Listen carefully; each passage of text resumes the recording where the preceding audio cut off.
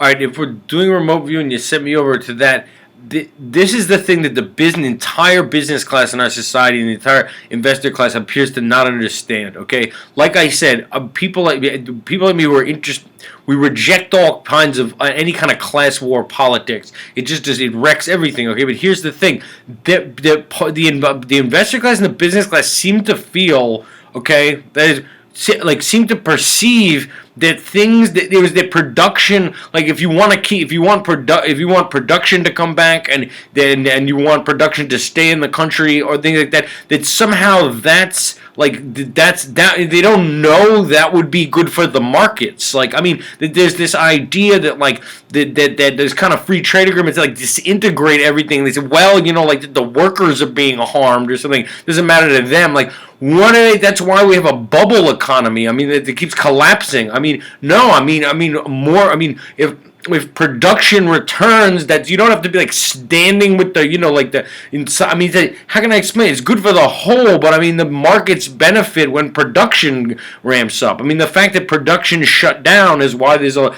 permanent low growth stock market, for example. I mean, I don't know when this started, that these agreements that because you wonder how dumb people are, and like in my own sort of social class, because they're called free trade agreements, they just assume it's good for the markets. No, it's not. It's just whatever psychological bump there is, it's just going to collapse. They have to understand, production returning to the country is good for the investor class.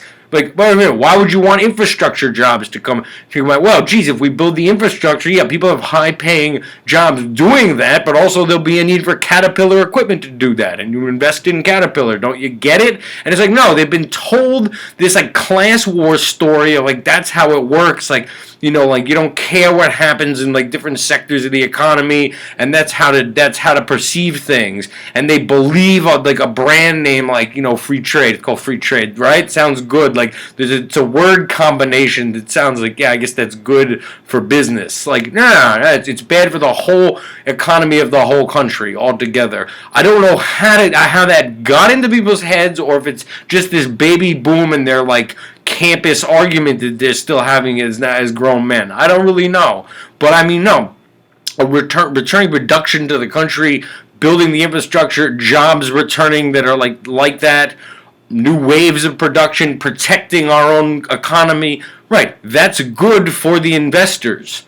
That's Germany, they knew that. I don't know why we don't know it here.